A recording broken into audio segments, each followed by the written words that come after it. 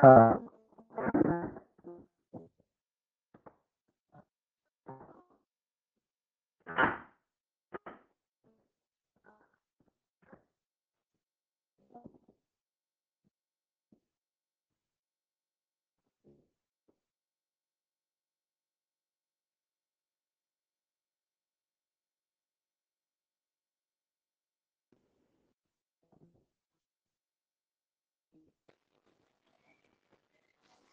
Sir जय Bhim sir.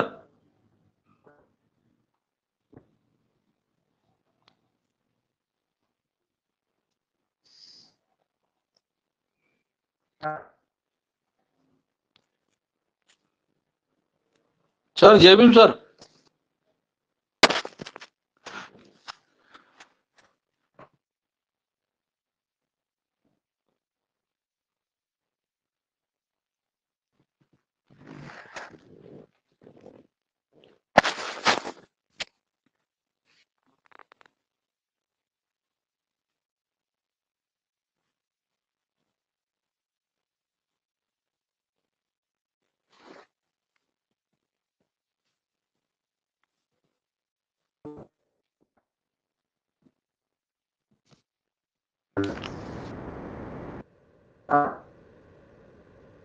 Hello sir.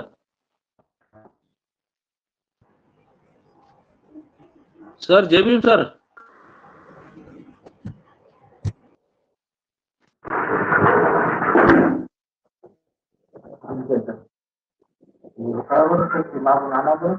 Hello sir, आवाज येतोय?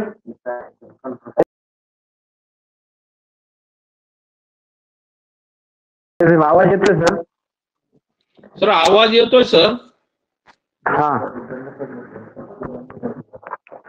तर आपण सुरू करूयात. सर आलेत का? बऱ्यापैकी आलेत. बनसू सर आलेत, मस्के सर आलेत, पवार सर आलेत. आपण जी चर्चा करत आलेलो आहोत ते चर्चा सामाजिक संशोधनामध्ये ज्या काही संकल्पना आहेत किंवा सामाजिक जी संशोधन आहेत, सामाजिक शास्त्रांमध्ये आपण अभ्यास करताना किंवा एखाद्या विषयाच्या मुळापर्यंत जाण्याकरिता ही पद्धती लागत असते. कारण आपण मोघम पद्धतीने विषय मांडू शकत नाही. आणि मग ती पद्धती कशी आहे? तर ही पद्धती भौतिकशास्त्रातील नियमाचा आधार घेत मानवी जीवनाचा अभ्यास करता येतो. या आधारावर काही सर्वमान्य होतील अशा प्रकारचे नियम या मेथोडॉलॉजी मध्ये बनवलेले असतात. आणि मग या आधारावर जे सामाजिक तथ्य आहेत, सामाजिक प्रश्न आहेत, ज्वलन समस्या आहेत, या समस्येचा अभ्यास आपण त्या विषयाच्या एक डिसिप्लिन मध्ये, ज्याला आम्ही अभ्यास विषयाची शिस्त असं म्हणतोय, त्या अभ्यास विषयाच्या शिस्तीमध्ये त्यांनी दिलेल्या पद्धतीच्या अंतर्गत आपण हा अभ्यास करत असतो. आणि सर. हा सर, बोला सर. सर काल तुम्ही ते अरिस्टॉटलचं काहीतरी रेफरन्स देत होते सर, तर आवाज येत आला नाही म्हणून मला प्लीज सांगता का सर त्याचं?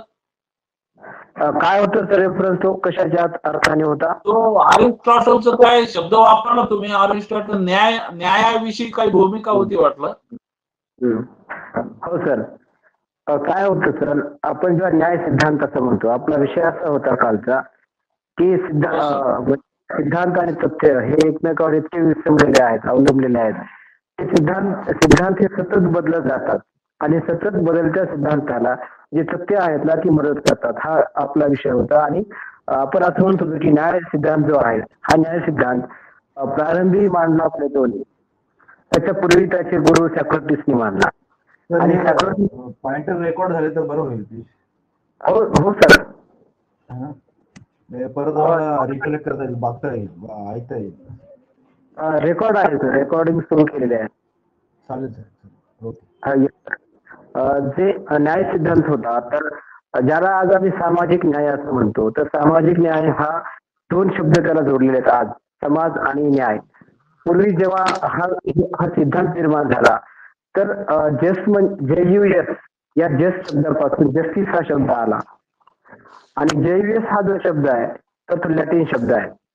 त्याचा लॅटिन मधला जो ओरिजिनल अर्थ आहे तो असा आहे की समाजाला बांधणे. जसं की आपण एखादा भारा किंवा मोळी बांधताना, जर आपण सगळे ग्रामीण भागातलेच आहोत, आपण घरी जर एखादी मोळी आणत असू, चारा किंवा भारा बांधत असू, तर आपण त्या दोरीच्या अंतर्गत सगळ्यात चांगल्या मोठ्या लहान तुटके लहान काड्या मोठ्या काड्या आपण एकत्र करतो आणि त्याला दोरीनं आवडतो आणि बांधतो. तर न्यायाची भूमिका अशी आहे की त्या भाऱ्यासारखी आहे. दोरी म्हणजे न्याय आहे आणि आपण सगळं समजाला समतेच्या पातळीवर आणण्याचा आपण प्रयत्न करतो. तो संदर्भ तो अर्थ या जवियस शब्दाचा आहे. नंतर तो इंग्रजांनी म्हणजे ब्रिटिशांनी जस्टिस हा शब्द त्याच्यापासून बनवला आणि त्यांनी त्याला न्याय असं म्हणाले. जो न्याय ग्रीक मध्ये अभिप्रेत होता, जो न्याय सॉक्रेटिस आणि प्लेटो पासून होता. तर सॉक्रेटिस हा खरं तर प्लेटोचा गुरु आहे. सॉक्रेटिसनी तत्कालीन परिस्थिती पाहिली आणि त्याच्यामध्ये पाहिलं की त्यांनी बाबा माणूस हा तर कसा आहे की फार कृत्रिम आहे, तो फक्त कामाशी एकमेकाशी बोलतो. तर असं न करता माणसाने थोडंसं अधिक जवळ आलं पाहिजे आणि जवळ येण्याकरिता मन आहे. तर एकमेकाचं जे नातं आहे ना ते नातं मनाच्या आधारावर घट्ट होतं आणि ते विश्वासावर टिकतं. आणि मग नात्याला वेगवेगळी नावं दिली, वय आई वडील भाऊ बहीण वगैरे वगैरे.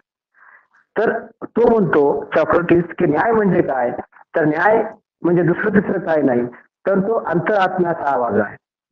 तो म्हणतो की प्रत्येक माणसामध्ये एक दुसरं मन नावाची गोष्ट आहे ज्याला आम्ही आत्मा म्हणत असतो. की एक मन म्हणतं की चुकीचं केलं, एक मन म्हणतं की नाही ते बरोबर आहे. जेव्हा आमचं अंतर्मन सांगतं काय बरोबर आणि काय खोटं, ते म्हणतं की तो खरं आहे. म्हणून न्याय काय आहे तर न्याय काही नाहीये. न्याय हा बाह्य जगामध्ये नाहीये, न्याय हा अंतर्मनामध्ये आहे.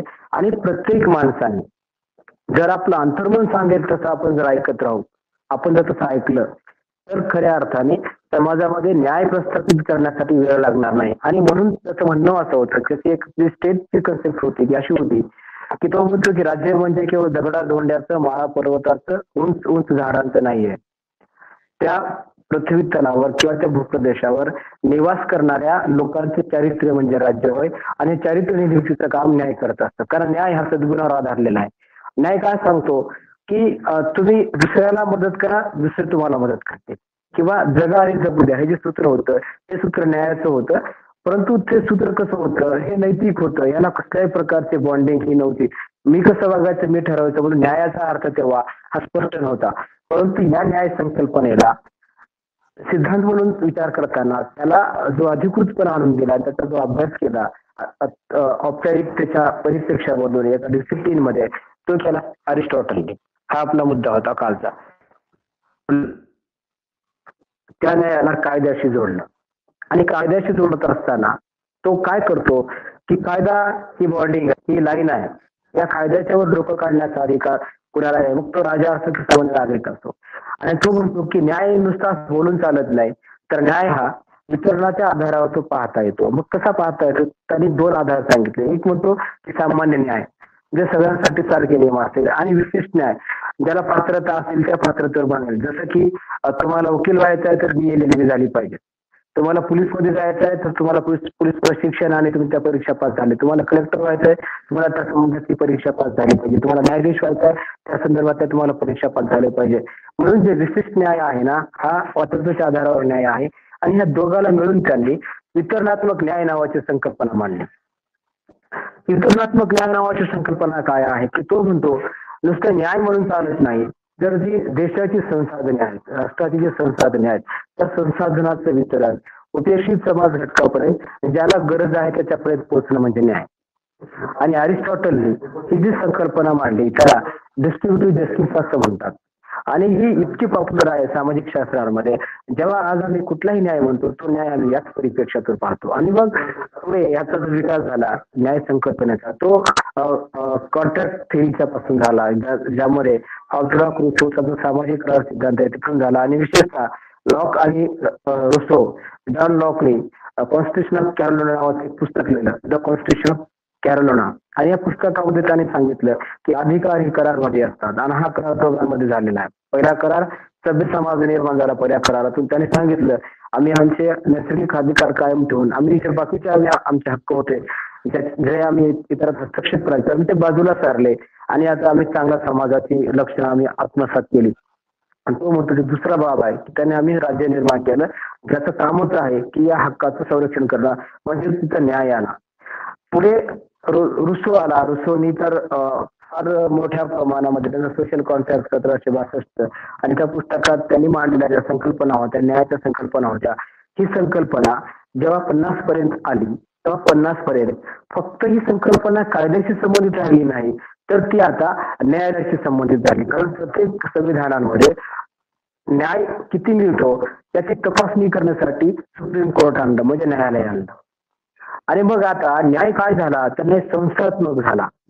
माझ्यावर अन्याय झाला मी कोर्टात जाईल, किंवा एखाद्यावर अन्याय झाला ते कोर्टात जाईल आणि कोर्टामध्ये दोघांचेही जजमेंट, दोघांचेही आर्ग्युमेंट ऐकून त्याच्यावर जजमेंट दिलं जाईल, असा न्याय होता. परंतु 80च्या दशकांमध्ये न्यायिक सक्रियता आली आणि न्यायिक सक्रियता असं सांगते की समाजातला उपेक्षित कुठलाही समाज घटक जो स्वतः न्यायालयात जाऊ शकत नाही, द्वारा नाही, त्याच्या बाजूने समाजातला कुठलाही अज्ञान माणूस त्याची केस लढू शकतो. आणि जर त्या केसमध्ये त्याच्या मूलभूत हक्काचं उल्लंघन झालं तर कोर्ट त्याची फीस सुद्धा घेत नाही. आणि हे जे प्रोव्हिजन आले, म्हणायचं एवढंच होतं की जो सिद्धांत नावाची गोष्ट आहे ती थांबत नाहीये, ती इतकी बदलत जाते ना. जो न्याय जेव्हा आम्ही म्हणायचो सॉक्रेटिसने सांगितला न्याय तो फक्त आत्म्याशी संबंधित होता, आजचा न्याय हा सामाजिक प्रक्रियेशी, समाजातल्या प्रत्येक सामाजिक घटकांशी तो संबंधित आहे. म्हणजे आम्हाला काही नीट वाटत, आमच्या नळाला पाणी येत नाही सामाजिक न्यायाचा मुद्दा, आम्ही महिला आहोत आम्हाला हक्क मिळत नाही सामाजिक न्यायाचा मुद्दा, आम्ही दलित आहोत सामाजिक न्यायाचा मुद्दा. म्हणजे म्हणायचं एवढंच होतं की सिद्धांत हे इतक्या पद्धतीने बदलत करत जातात आणि हे बदलणारे सिद्धांत काय करतात, ज्या सामाजिक समस्या आहेत त्या सामाजिक समस्येकडे लक्ष देतात. जसं भारतामध्ये महात्मा फुलेने केलं, डॉक्टर आंबेडकरांनी केलं आणि अलीकडच्या काळामध्ये अमर्त्य सेन यांनी केलं. जसं आपण काल म्हणालो की इंडिकेटर ऑफ जस्टिस त्यांची जी संकल्पना आहे, तर ही संकल्पना त्यांनी त्यांच्या आयडिया ऑफ जस्टिस नावाच्या पुस्तकामध्ये मांडली आणि त्यांनी सांगितलं की नाही कुणाला पाहिजे ते ओळखा. आणि याच्या पुढे जाऊन असे अनेक अभ्यासक आहेत, डिकेन्स म्हणून एक अभ्यासक आहे की तो म्हणतो की त्याच्यानंतर डेव्हिड मिलर नावाचा एक अभ्यासक आहे, तो असं म्हणतो की न्याय काय आहे, न्याय याचा अर्थ सगळं वाटप करणं नाही तर न्याय अन्याय कमी करणं सुद्धा आहे. म्हणजे अन्याय कमी करणं म्हणजे न्याय, अशी न्यायाची परिभाषा आजच्या सामाजिक परिप्रेक्षातून करताना आता त्यामध्ये सामाजिक न्याय हा सेपरेट सब्जेक्ट बनलेला आहे. म्हणून आपलं म्हणणं एवढं होतं की अरिस्टॉटल पासूनचा की जी सिद्धांत नावाची प्रक्रिया प्रदीर्घ काळात टिकून आली आणि ती काळाच्या ओघामध्ये काळामधले बदल ती आत्मसात करत गेली. पण सामाजिक संशोधनामध्ये हे बदल विचारात घ्यावे लागतात. म्हणजे जेव्हा आम्ही भारतीय परिप्रेक्षातून विचार करू तर महात्मा फुलेंना काय न्याय अभिप्रेत होता, सामाजिक न्याय, तो विचार आम्हाला संशोधनात करावा लागतो. डॉक्टर आंबेडकरांना काय अभिप्रेत होता तो विचार आम्हाला करावा लागतो, किंवा शाहू महाराजांना काय अभिप्रेत होता तो आम्हाला विचार करावा लागतो. म्हणून सिद्धांत आणि तथ्य हे एका नाण्याच्या दोन बाजू आहेत. यामधले इतके अंतरसंबंध नाजूक आहेत, बारीक आहेत की ते जर आपण नीट समजून घेतले तथ्य आणि सिद्धांत तर आम्हाला संशोधन करणं सोपं जातं. जर संशोधकाला आपण समजा न्यायावर आपण अभ्यास करतो, समजा पॉलिटिकल सायन्सचा विद्यार्थी आहे, मी जर असं म्हणत असेल की भारतीय राज्यघटनेतील सामाजिक न्यायाची संकल्पना हा जर माझा विषय असेल तर मुळात मला सॉक्रेटिस माहित पाहिजे, मला प्लेटो माहित पाहिजे, मला कॉन्ट्रॅक्ट थेअरी माहित पाहिजे, मला डॉक्टर आंबेडकर माहित पाहिजे, मला महात्मा फुले माहित पाहिजे, मला इथली सुधारणाची परंपरा माहित पाहिजे की ज्यांनी व्यक्तीच्या शोषणाच्या विरोधात जी एक मोठी सुधारणा सुरू केली आणि त्यांनी व्यक्तीची प्रतिष्ठा महत्वाची मानली. जिथं प्रतिष्ठेचा मुद्दा येतो तिथं सामाजिक न्यायाचा मुद्दा येतो. म्हणून संशोधक हा असा तटस्थ असावा. म्हणून मी आमच्या विद्यार्थ्यांना नेहमी सांगतो की विद्यार्थी हा मांजरासारखा असावा, तो किती वरून पडू द्या तरी डोक्यावर पडत नाही, तो पायावर उभा राहतो. म्हणून जो विद्यार्थी आहे जे सामाजिक संशोधन करतात तर यांच्यासमोर चॅलेंजेस भरपूर आहेत. कारण आमच्याकडे सिद्धांत आहे, त्या सिद्धांतामध्ये असा एक नीट प्रवाह नाही, ते वेगवेगळ्या प्रकारचे कांगोर आहेत, ते कांगोरे समजून घेत, आमचे सामाजिक परिस्थिती समजून घेत, आपली परंपरा समजून घेत, तो विचार आपल्याला पुढे न्यावा लागतो. म्हणून आपला जो विचार होता सिद्धांत आणि तथ्यांमधला तो कालचा, तर हा इश्यू होता. त्यामध्ये आपण ती त्याचं थोडं विस्ताराने आपण डिस्कशन केलं. आजचा जो आपला मुद्दा आहे तर तो असा आहे की सामाजिक संशोधनाची प्रेरणा काय असते, की म्हणजे आम्ही सामाजिक संशोधनच का करतो. बघा, संशोधनाचा जेव्हा मुद्दा येतो तर आमच्या समोर का, कसे, केव्हा, कशासाठी, कुणासाठी, कुठे हे जेव्हा प्रश्न येतात ना, ते प्रश्न आमचे डाऊट निर्माण करतात. वाईट अर्थाने म्हणत नाही मी, डाऊट यासाठी की आम्हाला जाणून घ्यायचं असतं, क्युरिओसिटी असते की त्यामध्ये काय घडलेलं आहे आणि ते कशासाठी. म्हणजे बघा, जनरल लाईफ मध्ये सुद्धा आम्ही असं पाहतो, लिहिलं असं की तर डोकावून पाहू नका, लोक तिथं डोकावून पाहतात. म्हणजे ही जनरल टेंडन्सी आहे. आणि ही टेंडन्सी जेव्हा आम्ही डिसिप्लिन मध्ये आणतो, तर आम्ही डोकावण्याचा प्रयत्न कशामध्ये करतो की ज्या समस्या काय आहेत त्याचं आम्ही सोल्युशन कसं देऊ शकतो. आणि मग याच्या सोडवणुकीसाठी आम्हाला काय करता येईल, आमच्या समोर साधनं काय असावेत, हा विचार सामाजिक संशोधनाच्या प्रेरणांमध्ये येतो. आणि मग जर आम्ही मुद्देवाईज जर आपण जाऊ समजावं म्हणून, तर आपण त्यात असे मुद्दे करू शकतो की सामाजिक संशोधन मुळात हे अज्ञानासंबंधित जिज्ञासा असतं. म्हणून अनेक लोकांचं म्हणणं असं होतं की अज्ञान नाहीसं करा, तुमचे अर्धे प्रॉब्लेम सॉल्व्ह होतील. म्हणून महात्मा फुलेंनी जो त्यांचा लढा सुरू केला तो शिक्षणापासून, विद्येविना मती गेली या श्लोकापासून. याचा उद्देश असा होता की आमच्यावर जी काही सामाजिक बंधनं आहेत, जी जोखड आहे, जी शोषण आहे, या शोषणाचं मुख्य काम म्हणजे या शोषणाचं मुख्य जो घटक आहे ना तो आमचा अज्ञान आहे, आमची निरक्षरता आहे. कारण निरक्षरतेमुळे आम्हाला कसलंही इंटरप्रिटेशन करता येत नाही. जसं की धर्मशास्त्र काय सांगतात आम्हाला माहित नाही. एखादा पट सांगायचा, हे जर तुम्ही केलं नाही ना तर देव तुम्हाला पाप देईल, तुम्ही नरकात जा. आम्ही त्याच्या भीतीपोटी आम्ही त्या कर्मकांडाने विधी करायचो आणि आजही लोक करतात. मुद्दा असा होता की संशोधनामध्ये आम्हाला काय करायचं आहे की एखाद्या सिद्धांताबद्दल, एखाद्या संकल्पनाबद्दल समाजामध्ये माहिती नाहीये, त्याची लोकांना जाणीव नाहीये, तर ते समाजाच्या पुढे आणणं, ते समाजाला अभ्यासाकरिता उपलब्ध करून देणार. जसं की आता आपण महात्मा फुलेंचा जर आपण विचार घेतला की महात्मा फुलेंनी स्त्री पुरुष समानतेसाठी त्यांच्या काय भूमिका होत्या याचा अभ्यास करणं. कारण आम्ही अनेक वेळा असं पाहतो की महात्मा फुलेंनी जातीअंत केला, महात्मा फुलेंनी समाज सुधारणा केल्या, महात्मा फुले शिक्षण नावाची प्रक्रिया ही गतिमान केली. परंतु आपण त्यांच्या ज्या अनेक बाजू उजेडात आलेल्या नाहीयेत.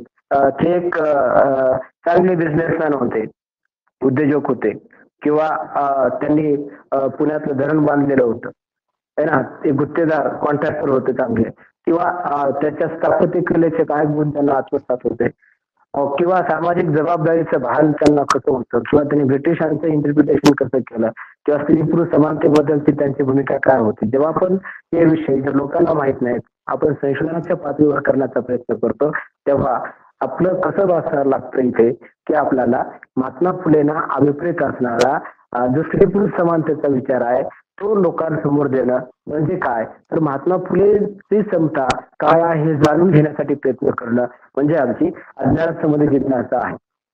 जसं कुठलीही गोष्ट माणूस अज्ञान असेल तर तो डोळसपणे करू शकतो, अज्ञान असेल तर करत नाही. म्हणून संशोधकाला सुद्धा या ज्ञानाकडे जाण्याकरिता त्याला जी काही आव्हाने आहेत अज्ञानाची ती त्याला पार करावे लागतात. आणि त्याला जे चॅलेंजेस येतील ते चॅलेंजेस विचारात घेऊन हे येणारच आहे.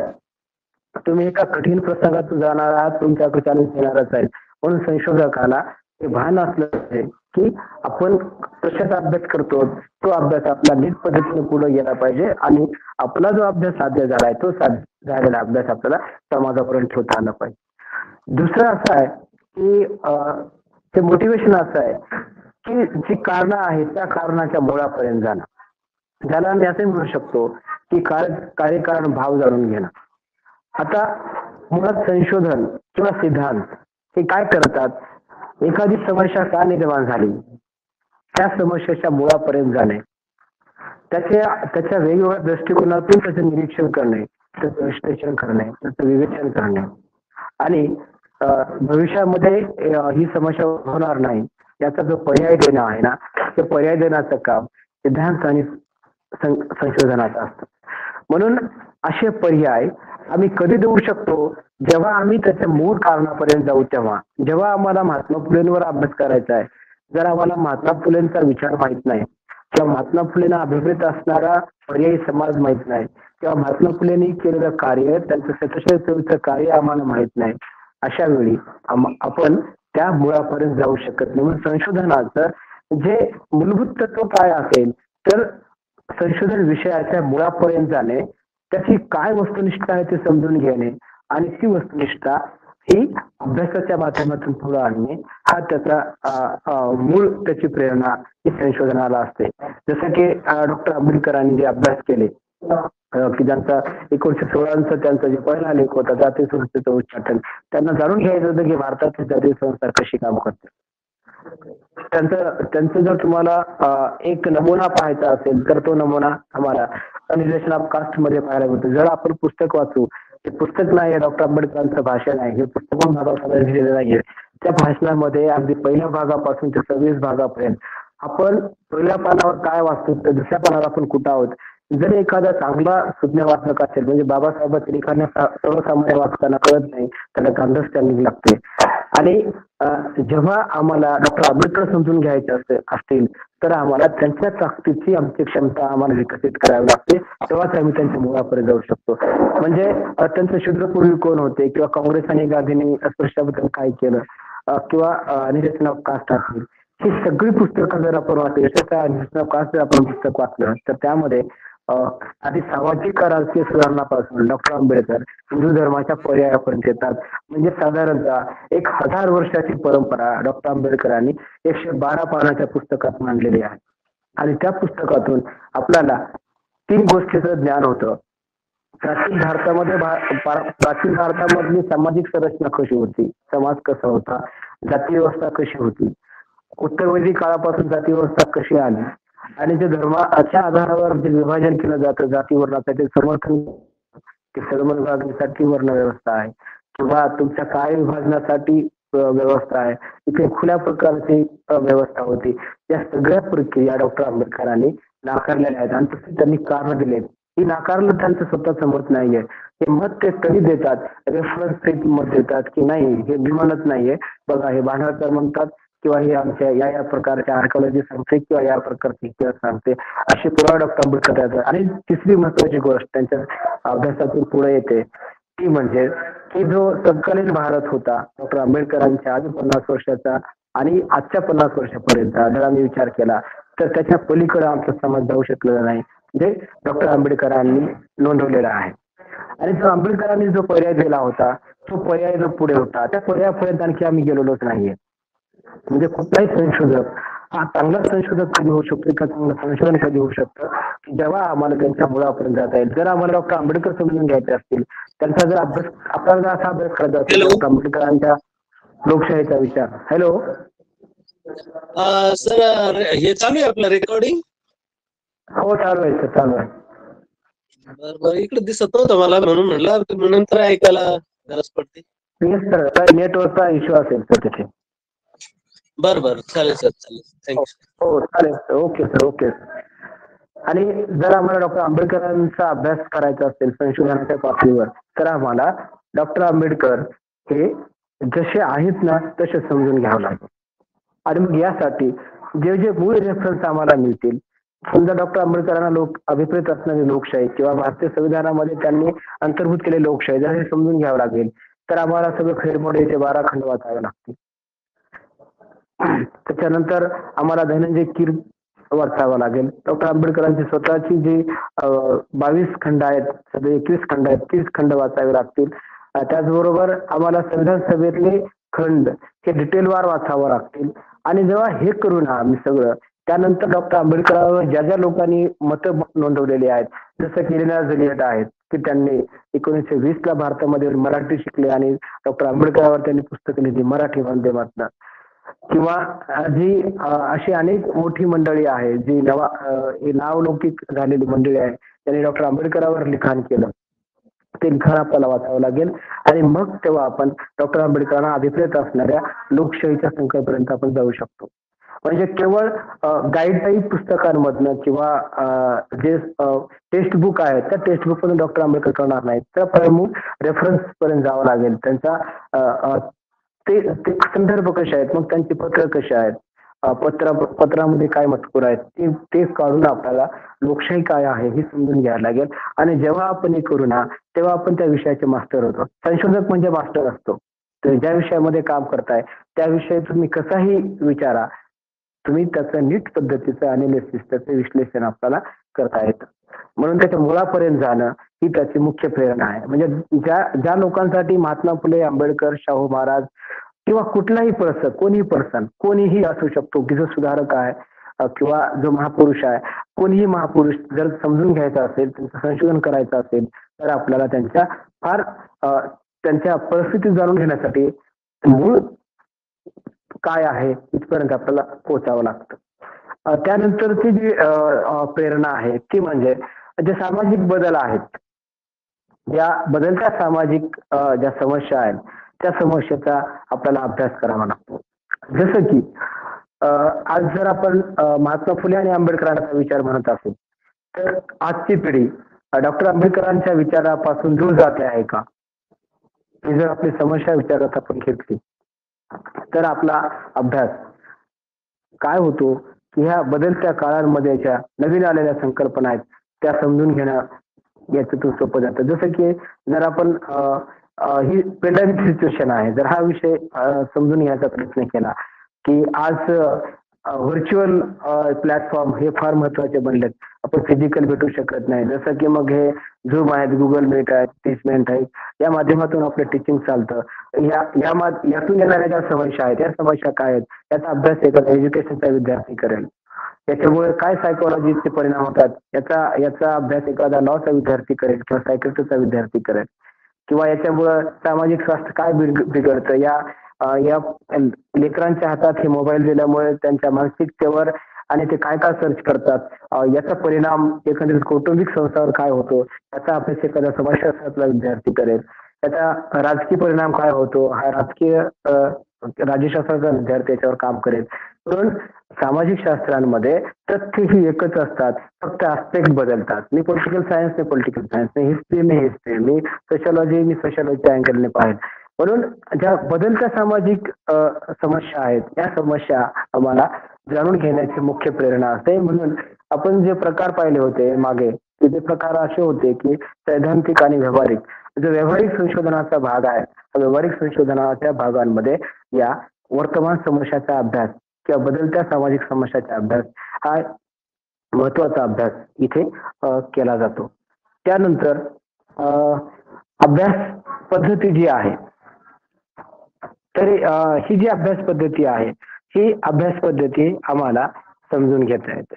म्हणजे संशोधनाचा काम आम्हाला संशोधन करताना आम्हाला आमची अभ्यास पद्धती नीट पद्धतीने विचारात घेणं हे महत्वाचे आहे. आणि जेव्हा आमची पद्धती मेथोडॉलॉजी नीट नसेल, मेथड्स आहेत ह्या मेथड्स जर नीट नसतील तर आम्ही आमच्या अभिप्रेत निष्कर्षापर्यंत किंवा आमचं जे गृहीतक आहे ना त्यापर्यंत आम्ही पोहोचू शकत नाही. मग अभ्यास पद्धती कशा आहेत, तर अभ्यास पद्धती एक पॅटर्न डेव्हलप झालेला आहे संशोधनाचं. जसं की आपण म्हणालो होतो दुसऱ्या लेक्चरमध्ये की संशोधनाची समस्या काय ते पाहणे, त्याचं निरीक्षण करणे, त्याचं वर्गीकरण करणे, ते त्याच्या अहवाल लेखनापर्यंत हा आमचा एक ड्राफ्ट असतो संशोधन करण्याकरिता, तर ज्याला आम्ही सिनॉप्सिस सुद्धा म्हणू शकतो. आणि मग या अभ्यास पद्धतीमध्ये आमची जी मुख्य प्रेरणा काय असते की आम्ही कुणाचा अभ्यास करणार आहोत. जर आम्ही असा अभ्यास केला की डॉक्टर आंबेडकरांच्या सहवासात राहिलेल्या महाराष्ट्रातील जे लोक आहेत तर त्यांचा डॉक्टर आंबेडकरांबद्दलचं काय मत होतं हे जर आम्ही समजून घेण्याचा प्रयत्न करू तर आमच्या अभ्यास पद्धतीमध्ये प्राथमिक साधनांना, संशोधनांना, प्राथमिक पद्धतीला ते अधिक महत्व दिलं जाईल. म्हणजे मग आम्ही मुलाखत आहेत, अनुसूची आहेत याचा अधिकाधिक उपयोग करून डॉक्टर आंबेडकरांबद्दलचं त्यांचं स्वतःचं मत काय होतं आणि त्यांचं सार्वजनिक मत काय होतं हे समजून घेण्याचा प्रयत्न आपल्याला या प्रेरणेतून करता येतो. म्हणजे ज्या लोकांच्या प्रेरणा, जी लोक आहेत, ज्या विचारसरणी आहेत, काय म्हणतो आपण त्याला, ज्या संस्था आहेत त्याचा अभ्यास हा संशोधनाला प्रेरणा देणारा असतो. जसं की आता आपण फुले डॉक्टर आंबेडकर विचारधारेचा अभ्यास करतो तर निश्चितच आपल्या प्रेरणा या फुले, शाहू, आंबेडकर किंवा महाराष्ट्रातलं जे प्रबोधन आहे या प्रबोधनाच्या प्रेरणा आपल्यासाठी महत्वाच्या असतात. म्हणून आपल्यापैकी जेव्हा एखाद्याला संशोधन करावं वाटेल तर संशोधन करताना आपण पहिल्यांदा हेच विषय निवडतो की ज्या विषयाशी आमचं अधिक जवळचं नातं आहे किंवा ज्यांना असं वाटतं की आता आमचं प्रतिबिंब आहे असेच विषय संशोधक हे निवडतात.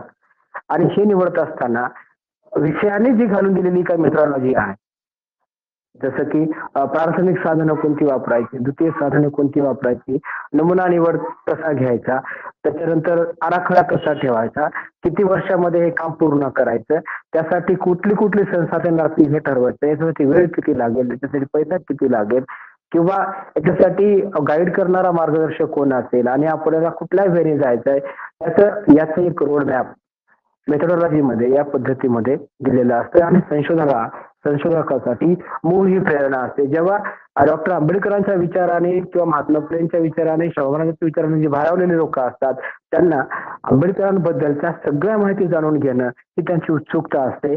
आणि मग या उत्सुकतेच्या अनुसार, आपल्या विषयाच्या अनुसार आपल्याला अशा पद्धती या आत्मसात कराव्या लागतात. जर तुम्ही पॉलिटिकल सायन्सचा अभ्यास करत असाल तर पॉलिटिकल सायन्सची मेथोडॉलॉजी वेगळी आहे. जर तुम्ही सोशलॉजीचा करत असाल तर सोशलॉजी वेगळी आहे. तुम्ही पब्लिक ॲडमिनिस्ट्रेशनचा करत असाल तर पब्लिक ॲडमिनिस्ट्रेशनची मेथोडॉलॉजी वेगळी आहे. तुम्ही सायन्सचा करत असाल तर सायन्सची वेगळी आहे. लॉचा करत असाल तर लॉची वेगळी आहे. कॉमर्सचा करत असाल तर कॉमर्सची वेगळी आहे. कारण तथ्य बदलतील, मेथड पद्धती बदलतील, सर्वे बदलेल. म्हणून संशोधकाची जी प्रेरणा असते ही प्रेरणा ही अभ्यास पद्धती सुद्धा असते. आणि यामध्ये जो शेवटचा जो मुद्दा येतो सामाजिक संशोधनाच्या प्रेरणेमध्ये तो म्हणजे नव्या तथ्यांचा किंवा सिद्धांताचा शोध घेणे आणि जुन्या पद्धतीचे पुनर्मूल्यमापन करणे. यामध्ये हे जे नवीन तथ्य आहेत ती संशोधनाच्या पातळीवर काही विकसित होतात, ते उदयाला येतात. आणि जी काही जुन्या पद्धती आहेत त्या जुन्या पद्धतीचं आम्हाला मूल्यमापन सुद्धा करता येतं. आणि या गोष्टी महत्वाच्या आहेत. सिद्धांताचं कामच मुळात अशा पद्धती कालबाह्य करणं आहे ज्या पद्धती समाजाच्या विकासामध्ये योगदान देऊ शकत नाहीत, किंवा अशा पद्धतीची पुनर्स्थापना करणं आहे की ज्या पद्धती हे समाजासाठी दिशा देणार आहेत. जसं की आपण म्हणालो की अमर्त्य सेननी जो अभ्यास केला ते एक संशोधक आहेत अर्थशास्त्राचे.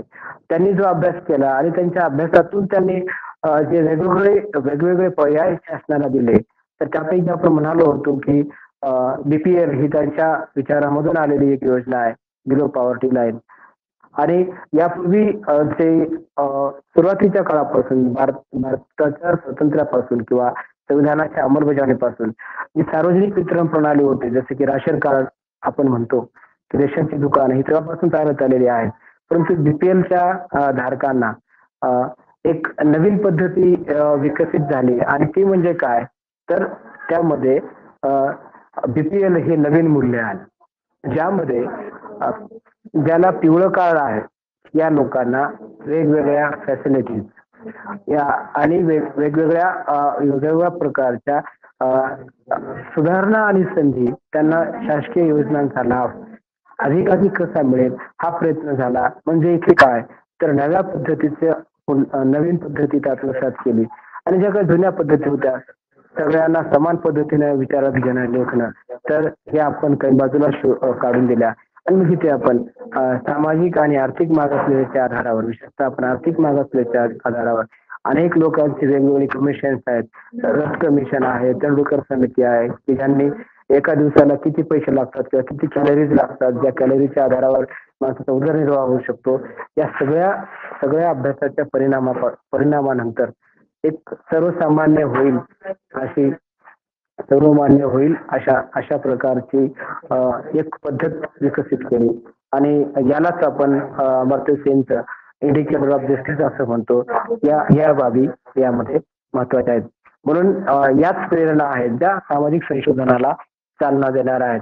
आणि जर संशोधकासमोर कुठल्याही प्रकारच्या प्रेरणा नसतील किंवा पीएचडी करायचं किंवा एमफिल करायचं पण जर संशोधन काम करत असेल, ते फक्त जस्ट डिग्री असेल परंतु त्याच्यातून ज्ञान वृद्धिगत होणार नाहीये. म्हणून ज्या संशोधकांनी 10 वर्ष 5 वर्ष आपलं आयुष्य झिजवलं आणि त्यांनी आपण केलेलं काम हे समाजासाठी महत्वाचं मानलं, तर ह्या त्यांच्या मागे असणाऱ्या प्रेरणा होत्या. आणि याच प्रेरणा खऱ्या अर्थाने सामाजिक जीवनामध्ये महत्वाच्या आहेत. म्हणून इथे आपण सामाजिक संशोधनाच्या प्रेरणा हा जो मुद्दा आहे आपण इथे या 5 पॉईंटच्या आधारावर आपण या थांबू शकतो. सर एक काय विचारायचं होतं सर, ह्याचा अमर्त्य सेनचा सिद्धांत काय होता सर? सिद्धांत मला एकदा ऐकू नाही आला सर, प्लीज. एक पण अमर्त्य सेनचा सिद्धांत सर. हा सर, अमर्त्य सेनचा सिद्धांत काय होता बघा, त्यांचा आर्थिक विषमतेचा सिद्धांत होता. आर्थिक विषमतेचा सिद्धांत. आणि त्यांना जे नोबेल मिळाले ना सर, हा सर. हा, तर ते नोबेल यासाठी मिळालं तर जेव्हा बंगालमध्ये मोठा दुष्काळ पडलेला होता, हो सर. तर भारतातल्या जी असमानतेची आणि गरिबीची ज्याने जी कारणं सांगितलेली आहेत, की ते म्हणतात भारतातली गरिबी ही नैसर्गिक नाही, तर ती या अर्थ नैसर्गिक नाही. जेव्हा बंगालमध्ये दुष्काळ पडला आणि दुष्काळामध्ये हजारो लोक मेले सर, त्यांना अन्न खायला यायला मिळालं नाही. आणि यामुळे मेली की तिथे जे प्रस्थापित सर्जामदार मंडळी होती, त्या सर्जामदार मंडळींनी जे अन्न होतं, अन्नाचा साठा होता, तर त्यांनी तो स्टोर करून ठेवला आणि स्टोर करून ठेवला आणि तो लोकांना पुरवला नाही. आणि त्यामुळे फक्त श्रीमंत वाचले, ज्यांच्याकडे पैसा होता ते वाचले, परंतु ज्याला साठेबाजारी त्यांनी म्हटलेला आहे, परंतु ज्या लोकांकडे कसल्याही प्रकारचा पैसा नव्हता, ज्यांना उदरनिर्वाहासाठी वनवन फिरावं लागायचं, अशी अनेक लोक मेली. आणि म्हणून ते म्हणतात की भारतातली जी असमानता आहे, ती असमानता ही अशी कृत्रिम आहे, मानवनिर्मित आहे, ती साठेबाजारीतून आलेली ही असमानता आहे. त्यामुळे एक मोठा दुष्काळ जो पडला होता, या दुष्काळाला सामोरं जाताना अनेकांचे जीव आपल्याला गमावे लागले होते. आणि गमवण्याची वेळ येऊ नये म्हणून शासनाच्यावर लक्ष देणं गरजेचं आहे. आणि त्याचाच परिणाम म्हणून त्यांनी बीपीएल ची योजना आणली, की ज्या लोकांना उदरनिर्वाहासाठी काहीच मिळत नाही, त्या लोकांसाठी मिनिमम अन्नधान्य किमान 5 किलो पासून ते 35 किलो पर्यंत अन्नधान्य हे त्यांच्यापर्यंत पोहोचलं पाहिजे, हा त्यांचा उद्देश होता. आणि ही योजना नंतर 80च्या दशकामध्ये भारत शासनाने ते मान्य करून नंतर त्याचे रेशन कार्डचे पांढरं रेशन कार्ड, केसरी रेशन कार्ड, पिवळं रेशन कार्ड असे रेशन कार्डचे प्रकार आणले. आणि रेशन कार्ड जर आपण दवाखान्यामध्ये गेलो तर पिवळं रेशन कार्ड आहे का, म्हणजे बीपीएल आहे का, तर तुला सगळ्या सुविधा फ्री. म्हणजे दुष्काळावर मात करण्यासाठी अमर्त्य सेनचा ही आयडिया होती, त्यांचा एक पर्याय होता. म्हणून त्यांना नोबेल मिळालं, की जे नोबेल त्यांच्या अर्थशास्त्राच्या एकंदरीत कामाबद्दल गरिबी आणि इथल्या विषमतेच्या मूळ कारणाचा शोध घेणारी होती. सर जय Bhim sir, thank you very much sir. Sir जय भीम सर, जय भीम सर. म्हणून सामाजिक संशोधनाच्या ज्या प्रेरणा असतात, तर ह्या प्रेरणा या महत्वाच्या असतात. या प्रेरणेशिवाय आपल्याला संशोधनाच्या क्षेत्रामध्ये आपण पाऊल ठेवू शकत नाही. आणि पॉलिटिकल सायन्स तुम्ही डायमंड आहे सर आमच्यासाठी. नाही हो सर, प्रयत्न चालू आहेत सर आपले. आणि यानंतर आपला जो आपण ज्या मुद्द्याकडे वळणार आहोत, मला असं वाटतं की आपण हा शेवटचा मुद्दा घेऊयात या मित्रलॉजी मधला, तो म्हणजे सामाजिक संशोधनाचे महत्व आणि उपयुक्तता, म्हणजे ज्याला importance and utility of social research असं म्हटलं जातं. तर उपयुक्तता म्हणजे काय सांगता येईल का बरं सर? ऍप्लिकेशन. Yes application. आणि महत्व म्हणजे काय? महत्व, importance, significance, importance. Yes. Utility जी आहे, उपयोगिता, तर एका रांजणामध्ये थंड पाणी ठेवलेलं आहे आणि आपल्याला फार तहान लागलेली आहे, परंतु आपण रांजणाकडे बघून उपयोग नाही. आपली तहान केव्हा भागेल, जेव्हा आपण ते ग्लास पाणी त्या रांजणातलं पिऊ किंवा त्या माठातलं पिऊ. हे पाणी पिणं म्हणजे ती युटिलिटी आहे, उपयोगिता आहे, ती उपयुक्तता आहे. कुठलाही विषय, अगदी अन्न असो की एखादा अभ्यास विषय असो, त्या विषयाचं केवळ मोठे विश्लेषण आणि वर्णन करून उपयोग नाही. जेव्हा त्या अन्नाचा किंवा त्या अभ्यास विषयाचा जेव्हा आपण त्याला डायजेस्ट करतो, किंवा तुम्हाला गुलाबजामुन तुम्ही खाला, तुम्ही डायजेस्ट केलं, तर तुम्ही त्याचा उपयोग केला. तसंच आम्हाला काय करावं लागतं की संशोधन विषय सुद्धा आम्हाला डायजेस्ट करावं लागतात, ते खावं प्यावं लागतात. ते समजून घेतल्याशिवाय आम्हाला ते विषय समजत नाही. आणि एखादा विषय केवळ अभ्यास काय हो, आपण अभ्यासाला काय म्हणतो, फक्त वाचन म्हणजे अभ्यास. हा, वाचन म्हणजे अभ्यास नाहीये. अभ्यास नावाची प्रक्रिया म्हणजे संशोधन बोलतोय मी. संशोधन नावाची प्रक्रिया ही 4 स्टेप मधून जाते किंवा अभ्यास नावाची प्रक्रिया ही 4 टप्प्यामधून जाते. पहिलं वाचन करणे. वाचन करणे म्हणजे जस्ट काय करतो आपण, त्या संकल्पनाची ओळख करून घेत असतो काय आहे. आणि घेतो तेव्हा अभ्यास करताना फार इंटरेस्ट येत नाही. आपण जस्ट वाचतो आणि आपण ते सोडून देतो. पण जेव्हा आपण पुन्हा वाचतो, आपण पुन्हा वाचतो, जेव्हा पुन्हा वाचतो, जेव्हा पुन्हा वाचतो, तेव्हा मात्र ती संकल्पना हळूहळू काय आहे ना, की एका आकृतीबंधात यायला सुरुवात होते. ती दिसू लागते, की नाही हे काय आहे. जेव्हा मी डॉक्टर आंबेडकरांचं नेशनल कास्ट किंवा कुठलं पुस्तक असं जस्ट वाचतो, तुम्ही कॅज्युअलपणे वाचा, तुम्हाला कळणारच नाही. पण जेव्हा तुम्ही दुसऱ्यांदा वाचा, तेव्हा तुम्ही कळेल. तिसऱ्यांदा वाचा, अधिक कळेल. चौथ्यांदा अधिक कळेल. आणि जेव्हा मी अधिक वेळा वाचू ना, तर आमच्या मनामध्ये किंवा आमच्या मेंदूमध्ये एक दुसरी प्रक्रिया सुरू होते वाचनानंतरची, ते म्हणजे मनन किंवा चिंतन. आणि अभ्यासाची किंवा संशोधनाची दुसरी पायरी ही चिंतनाची आहे. आम्ही जे वाचलेलं आहे, आम्ही जे वाचलंय त्याचा संदर्भ कुठं लागतो, का लागतो, कसा लागतो, अ, हे आपण वाचून काय करायचं किंवा याचा उपयोग कसा करायचा, या सगळ्या गोष्टी चिंतनाअंती येतात. आणि जो तिसरा टप्पा आहे, जेव्हा आम्ही चिंतन आमच्या एका अंडरस्टँडिंग लेव्हल पर्यंत जातो, तर तेव्हा आम्ही त्याचं अनालिसिस करायला लागतो, की जसं की आज आम्हाला समाज दिसतो, समाजामध्ये अन्याय दिसतो आणि मग अन्याय दिसताना आम्ही सहज बोलतो, अरे रे रे, हे डॉक्टर आंबेडकरांना असं अभिप्रेत नव्हतं. हो, हे लोक फार मूर्ख निघाले किंवा हे पोरं अभ्यास करत नाहीयेत किंवा महात्मा फुलेंना अभिप्रेत नव्हतं. महात्मा फुलेंनी जी स्त्री-पुरुष समानता सांगितली ना, ते त्याच्यासाठी नव्हती. आम्ही जेव्हा असं बोलतो ना, तेव्हा ते आमचं अनालिसिस असतं. आणि जी चौथी बाब आहे संशोधनामधली आणि अभ्यासामधली, ते म्हणजे लास्ट स्टेज आहे ती interpretation. That is utility of knowledge. आणि हे इंटरप्रिटेशन काय आहे, की आम्ही जे चिंतनातून, आम्ही जे विश्लेषणातून आम्ही जे काही साध्य केलंय, ज्याला ज्ञान असं म्हटलं जातं, त्याचा उपयोग करून स्वतःचं जीवन बदलणे आणि समाजाचं जीवन बदलणे म्हणजे त्याची उपयोगिता आहे, म्हणजे त्याचं इंटरप्रिटेशन आहे, म्हणजे ते ज्ञान आहे.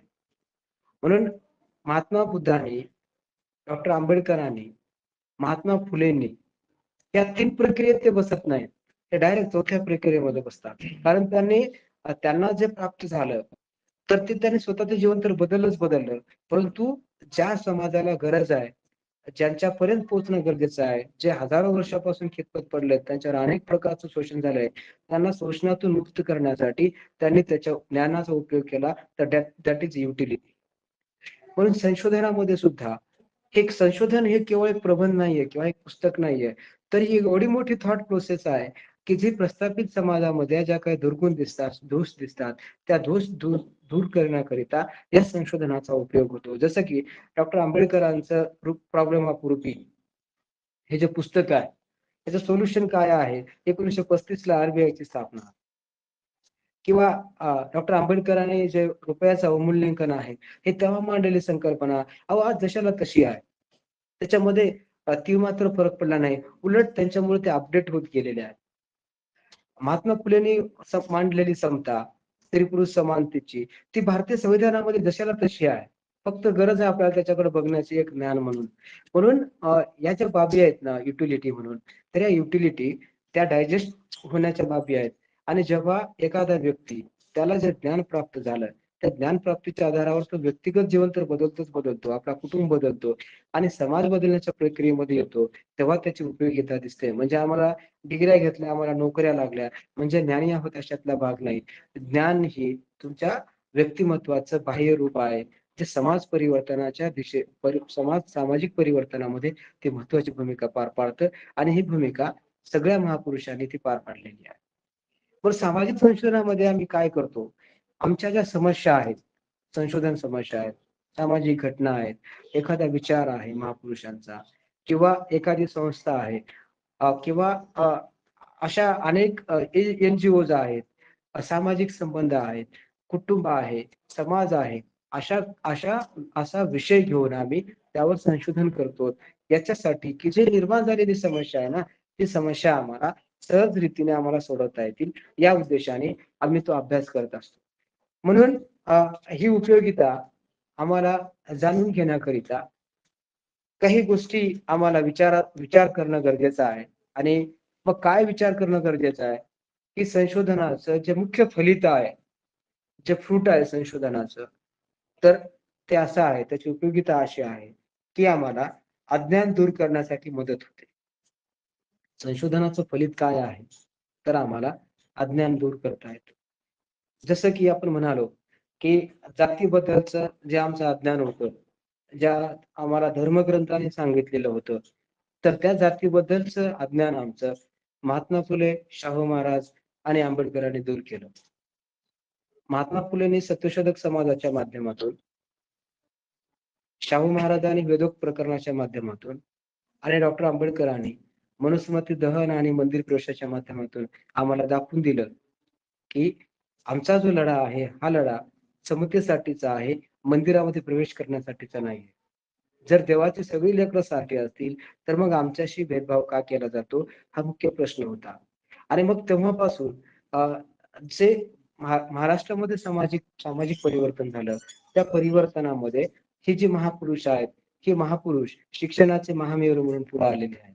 म्हणून जेव्हा कोणाला उदाहरण दिलं जातं, तुम्हाला कोण बनायचं आहे? तर महात्मा फुले. कोण बनायचं आहे? शाहू महाराज. कोण बनायचं आहे? डॉक्टर आंबेडकर. कोण बनायचं आहे? तर कर्वे. किंवा असे अनेक आम्ही जेव्हा महापुरुष म्हणतो, तर ही त्याची जिवंत आणि मूर्तिमंत रूपं आहेत, की ज्यांनी समाजातलं अज्ञान दूर करून त्यांना एक ज्ञानाचा वेगळा मार्ग उपलब्ध करून दिला. आणि हा मार्ग इतका मुक्त स्वरूपाचा आहे, की तुम्ही हा जेव्हा आत्मसात कराल, म्हणून आपण कालही म्हणालो, की डॉक्टर आंबेडकर म्हणतात, की बाबा अ, शिक्षण हे वाघिणीचं दूध आहे. हे कशासाठी दूध आहे? त्यांनी शेळीचं दूध का म्हटलं नाही? कारण आपण वाचतो बघा अनेक वेळा, की की ते राजा आहे जंगलात, है ना? जेव्हा तुम्ही शिक्षण घेता, तेव्हा तुम्ही समाजात तुमच्यावर कोणी अन्याय करू शकत नाही. कारण तेव्हा तुम्ही स्वतः राजा असता. कारण तुमची प्रतिष्ठा ही तुमच्या हातामध्ये आहे. कारण त्यापूर्वी अस्पृश्यांची म्हणजे दलितांची, महिलांची, मागासवर्गीयांची प्रतिष्ठा त्यांच्या हातामध्ये नव्हती, तर ती एका उच्चवर्णीयांच्या हातामध्ये होती किंवा संरचनेमध्ये होती. कारण ते जसं सांगतील तसं आम्हाला वागावं लागायचं. कारण त्यांनी सांगितले निर्देश हे आमच्यासाठी आदेश होते. म्हणून जे अज्ञान होतं आमच्या समाजामधलं, ते समाजातलं अज्ञान दूर करण्याचा प्रयत्न जसा महापुरुषांनी केला, तसा संशोधकाला हा अज्ञान दूर करण्यासाठी मदत होते. समजा तुमचा जर एखादा अभ्यास असा असेल, की एखाद्याने जर असा अभ्यास केला, की डॉक्टर आंबेडकरांना अभिप्रेत असणारी राजकीय चळवळ हा जर आपला अभ्यास असेल, तर आपण ज्या अभ्यासात निष्कर्ष मांडतो, ते निष्कर्ष प्रस्थापित समाजामध्ये जे रूढ झालेले काही अर्थ आहेत राजकीय चळवळीचे, तर ते ते रूढ अर्थ बदलून आपण त्याला नवीन आशय प्राप्त करून देण्याचा प्रयत्न या संशोधनाच्या माध्यमातून होतो. म्हणून ती त्याची उपयोगिता अधिक वाढते. जेव्हा एखादा संशोधन उपयुक्त नसतं, ते तेव्हा संपतं. त्याला फारसं कोणी विचारात घेत सुद्धा नाही. म्हणून मुख्य संशोधनाची जी सामाजिक शास्त्रामध्ये आम्ही राहतो, तेव्हा संशोधनाची जी मुख्य उपयुक्तता आहे, ती अज्ञान दूर करण्यासाठीची आहे.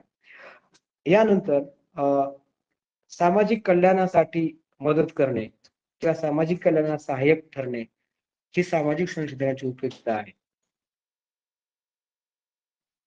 आपण भारतीय स्वातंत्र्यापासून ते आज ताग आहेत. म्हणजे विशेषतः 1950च्या पहिल्या पंचवार्षिक योजनेपासून ते आताच्या 14व्या पंचवार्षिक योजनेपर्यंत जर आपण विचार केला, तर समाज किती बदललेला आहे. जो समाज घटक हा गावकुसाबाहेर होता, ज्या समाजाला कसल्याही प्रकारच्या संध्या नव्हत्या, सामाजिक पातळीवरची एवढी गुलामी होती, आता ती गुलामी राहिलेली नाहीये. याचं कारण असं आहे, की समाजामध्ये झालेली प्रगती आणि ज्ञानाचा झालेला विकास, महापुरुषांनी केलेलं काम, या सगळ्यांचा परिणाम म्हणून कल्याण नावाची गोष्ट ही सर्वसामान्यांपर्यंत पोहोचलेली आहे. आणि मग यासाठी शासन सुद्धा त्यांच्या पातळीवर अनेक सर्वे करत असतं. जसं की जनगणना अहवाल आहे, जसं की आर्थिक आणि सांख्यिकी अहवाल आहेत. या अहवाल किंवा अनुसूचित जाती जमातीचा आयोग आहे, त्यांचे अहवाल आहेत. 1860 संदर्भातले आयोग आहेत, त्यांचे अहवाल आहेत. आदिवासींच्या विकासाचे अहवाल आहेत, आयोग आहेत, त्यांचे अहवाल आहेत. हे अहवाल मानवी हक्क आयोगाचे अहवाल आहेत. हे अहवाल काय करतात? भविष्यामध्ये किंवा पुढच्या 5 वर्षात, 10 वर्षात आपल्यासमोर चॅलेंजेस काय येतील आणि हे चॅलेंजेस दूर करण्यासाठी आपण काय केलं पाहिजे, यासाठी अनेक प्रकारच्या योजना त्या आखत असतात आणि त्या योजनांचा भाग म्हणून त्या उपेक्षित समाज घटकांपर्यंत किंवा व्यक्तीच्या सर्वांगीण विकासापर्यंत त्या पोहोचत असतात. जसं की जर उदाहरण म्हणून सांगतोय, हे परफेक्ट असेल असं सांगता येणार नाही, की जसं की अनुसूचित जाती जमातीकरिता ज्या वेगवेगळ्या योजना आहेत, कलम 45 आणि काही शासनाच्या तरतुदी गृहीत धरता, तर त्यामध्ये रमाई आवास योजना आहे किंवा इंदिरा गांधी आवास योजना आहे किंवा निराधार योजना आहे किंवा दलित शेतकऱ्यांसाठी त्याच्या ज्या विहिरीवर पंप आहे किंवा विहीर पाडण्यासाठीच्या योजना आहेत, या सगळ्या योजना सामाजिक कल्याणाचा भाग आहेत. आणि ह्या योजना कुठून आल्या, तर शासकीय पातळीवर जे जे काही सर्वे झाले किंवा जे काही योजना आयोग आहे, NDC आहे, राष्ट्रीय विकास परिषद, यांनी जे काही अहवाल शासनाला दिले, योजना आयोगाला दिले, नियोजनांना दिले, तर किंवा हे पंचवार्षिक योजनांकडे दिले, तर त्याचा अंतर्भाव त्यांनी या योजनांमध्ये करून या उपेक्षित समाज घटकांचा विकास कसा करता येईल या दृष्टीने प्रयत्न केला. संशोधक सुद्धा अशाच प्रकारच्या कल्याणाच्या गोष्टी करतो. जसं आपण म्हणालो की अमर्त्य सेन आहेत, त्यांनी दिलेल्या सामाजिक न्यायाची नवीन परिभाषा, डॉक्टर आंबेडकर आहेत, त्यांनी दिलेली सामाजिक न्यायाची परिभाषा, महात्मा फुले आहेत, त्यांनी दिलेली सामाजिक समतेची आणि सामाजिक न्यायाची परिभाषा, शाहू महाराज आहेत, त्यांनी दिलेली सामाजिक न्यायाची परिभाषा, या परिभाषा कल्याणासाठी सहाय्यक ठरणाऱ्या आहेत. म्हणजे संशोधक काय करतात, याच महापुरुषांचा एखादा अभ्यास घेऊन, एखादा विचार घेऊन ते अहोरात्र आपलं काम करतात. जसं की खैर मोडे आहे, खैर मोडेंनी डॉक्टर आंबेडकरांचं चरित्र लिहिलं, त्यांनी आपलं सगळं आयुष्य त्या चरित्रामध्ये घातलं.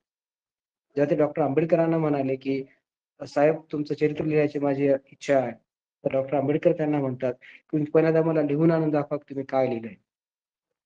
म्हणजे बघा, एखाद्या माणसावर आपल्याला अभ्यास करायचा आहे आणि तो इतका मोठा माणूस आहे की आपल्याकडून चुकता कामा नये, त्यावेळी त्या माणसामध्ये काय त्याचं कसब लागत असेल किंवा त्याला काय कशी मानसिकता ठेवावी लागेल असेल, हा विचार करणं किती महत्वाचं ठरतं बघा. म्हणून सामाजिक संशोधनाचा जो उद्देश आहे, तर तो सामाजिक कल्याणाला सहाय्यभूत ठरण्यासाठी अनेक योजना किंवा विकासात्मक पर्याय देण्याचा प्रयत्न हा संशोधनाच्या पातळीवर तो होत असतो.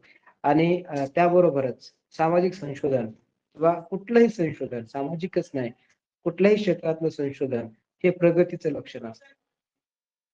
जो समाज थांबलेला आहे किंवा ज्या समाजामध्ये प्रगती होत नाहीये, संशोधनाशिवाय तुमची प्रगती होत नाही, मग ते टेक्नॉलॉजी असो, मग तो समाज असो, मग तुमचे उद्योग असो, की कुठली फील्ड असो, शिक्षण असो, प्रगतीच्या शिवाय पुढच्या वाटा मोकळ्या होत नाहीत. म्हणून सामाजिक संशोधनाच्या माध्यमातून किंवा संशोधनाच्या माध्यमातून एका नवीन प्रगतीच्या दिशा या ठरत असतात. जसं की आजचं जनरेशन हे आपण म्हणतो की फार यंग जनरेशन आहे.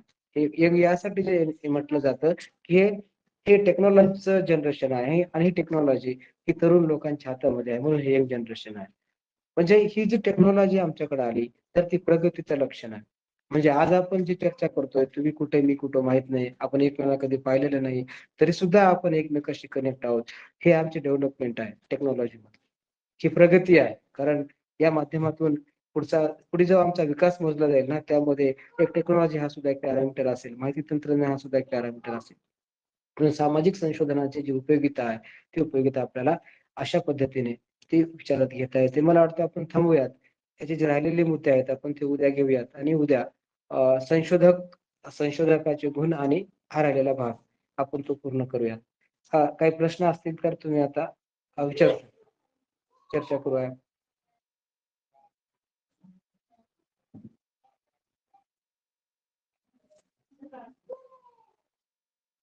हॅलो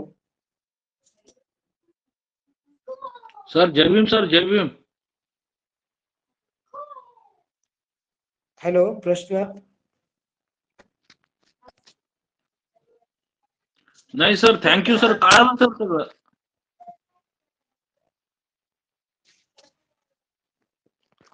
सर आज आवाज व्यवस्थित येत होता sir. Hello hello sir, hello hello sir. काही प्रश्न आहेत सर? सर आज आवाज व्यवस्थित येत होता, प्रश्न नाहीये सर. प्रश्न ओके सर, आज सगळं समजलं सर. वरभवन सर काही प्रश्न आहे? सर आवाज येतोय का माझा सर?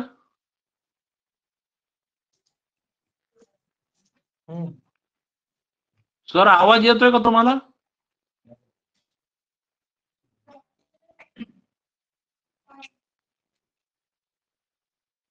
हॅलो.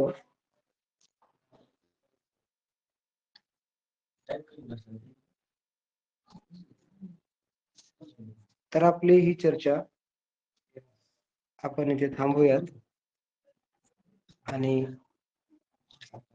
उद्या आपण आपल्या वेळामध्ये जो आपला लेक्चरचा वेळ आहे त्या वेळात आपण ही चर्चा पुन्हा करूया. चला, धन्यवाद सर. ओके सर, धन्यवाद. हा बोला सर, बोला. पण आवाज क्लिअर येत नमस्ते होता सर, बोला, तुम्ही माईक ओपन केला. हा, आवाज आवाज येते सर? काय नाही सर, व्यवस्थित समजलं म्हटलं. आवाज क्लिअर येत होता म्हणून. जय सर. हॅलो.